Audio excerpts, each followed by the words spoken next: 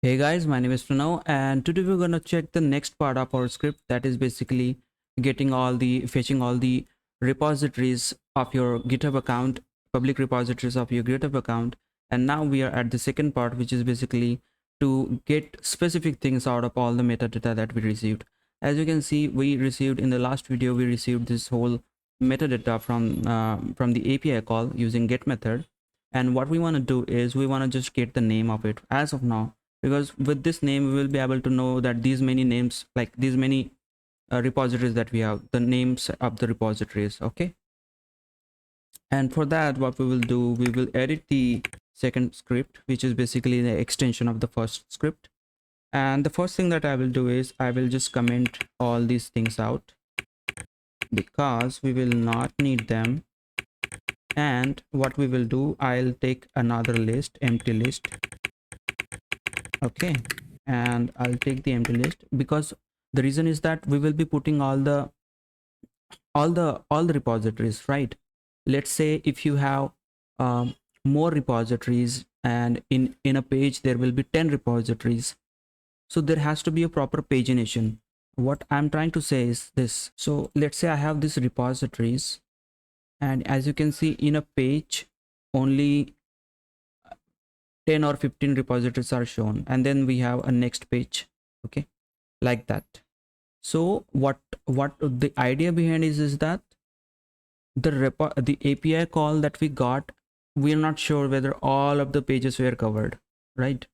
So for that we need to have a proper pagination done, and also for that we need a list.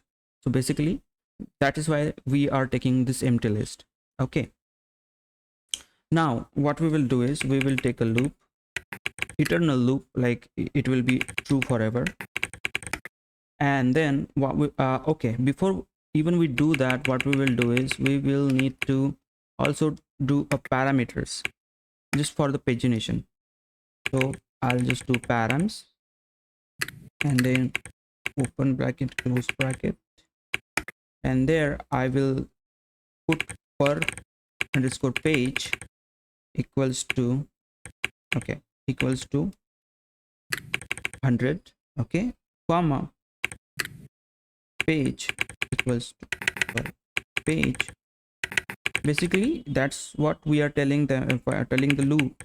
This is for to tell the loop that whether this page is good or not, like whether there is an extra page there, then loop the whole thing over and over again, okay, until the page you found.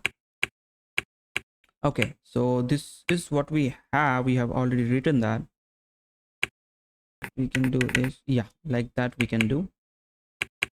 Now since we have params, we'll just be using this loop. We again do a get method, this time in the loop requests dot get, and then what we will do, we'll send the URL. And the change in this time is that we are trying to send 2 arguments. So for that we will need to send it like in a equals format. We can't just send 3 parameters in dot get method. Basically what happens is it has to be like this: get self arg1 arg1 arg2 arg3, like that it has to be.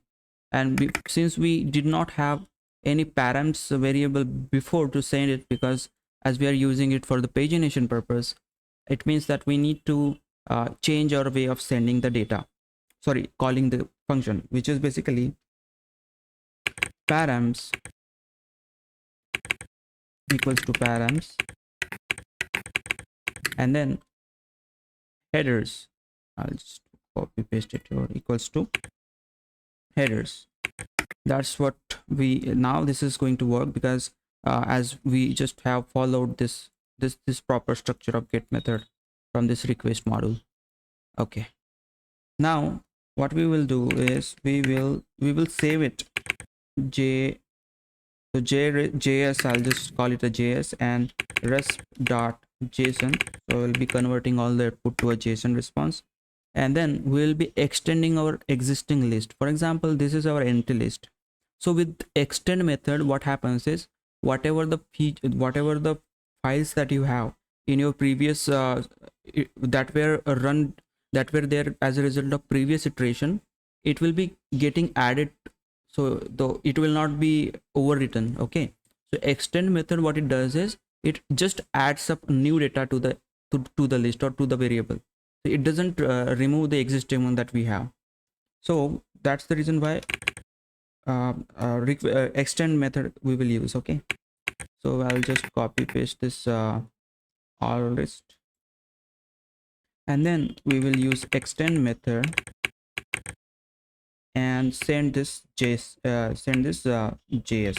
Okay, now what will happen is in 100 per page 100 results we want. And let's suppose there is a chance that in your case you may have worked on multiple repositories, so you may have more repositories than 100 repositories. Okay.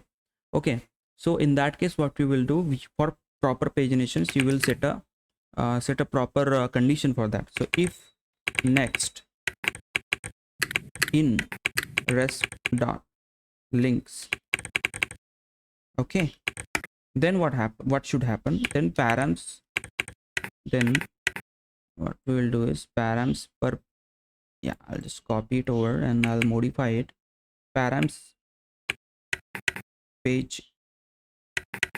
Okay, I'll just explain that what I'm doing. Just give me a moment, guys.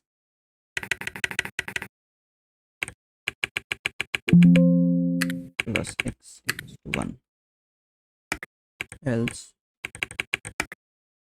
break.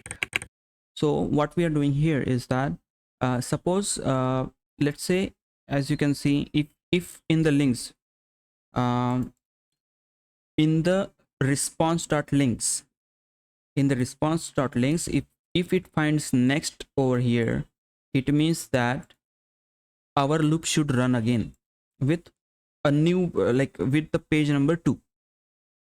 Okay, with page number 2, because that's the second page technically speaking, right? And then I don't have any next page, so the loop will stop, because we are getting we are also putting a break statement. So loop will come out if there is no next. Okay, because that is what we have written in the else condition, right? So that's the brief explanation about it. And then now comes the major thing. Okay, now comes the major thing. The first thing that we will do is we will understand what is the type of the list. Okay, so now we have all the data in being put into the list, and now I'll just print it. What is the data, what is the okay, I'll just copy it like that. What is the type of the list? The reason I'm interested to know the type of the list is, I'll just tell you why.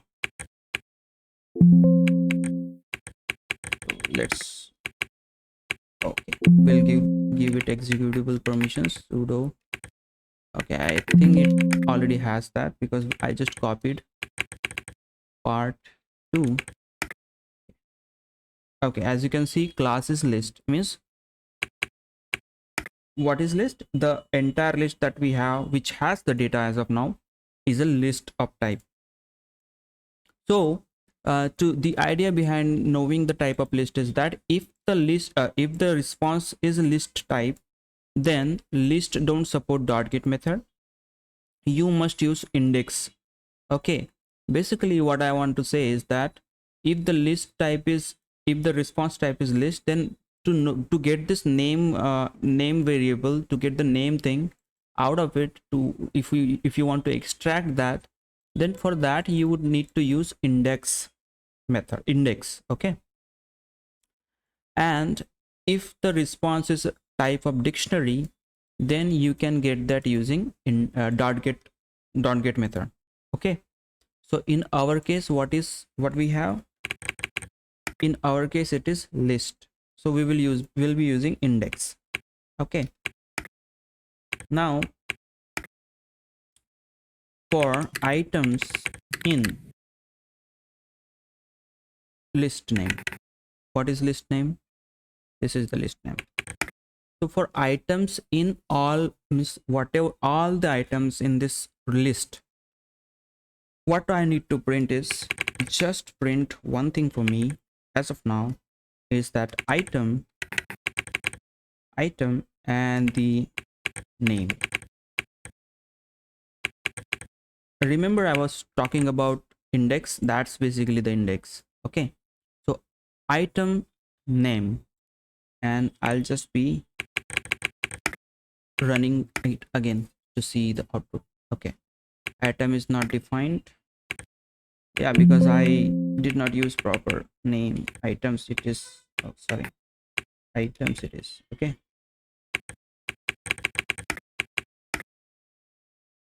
wow. So see, you see that, now I have the names like that. So now we were able to get the list, we were able to extract the names using this index method. So that's how you would basically get the list of repositories, namely list of names of repositories. The main idea behind this logic is that, let's say suppose you are given a task that you need to know the organization repositories, and then take all the repository names and filter out what are we need to keep, what are the production ones and what are the non-production ones. In that cases it can be very helpful. Okay, so that's the way how you can get the list of repositories, okay, using Python. So that's it for this video guys, I'll see you in the next one.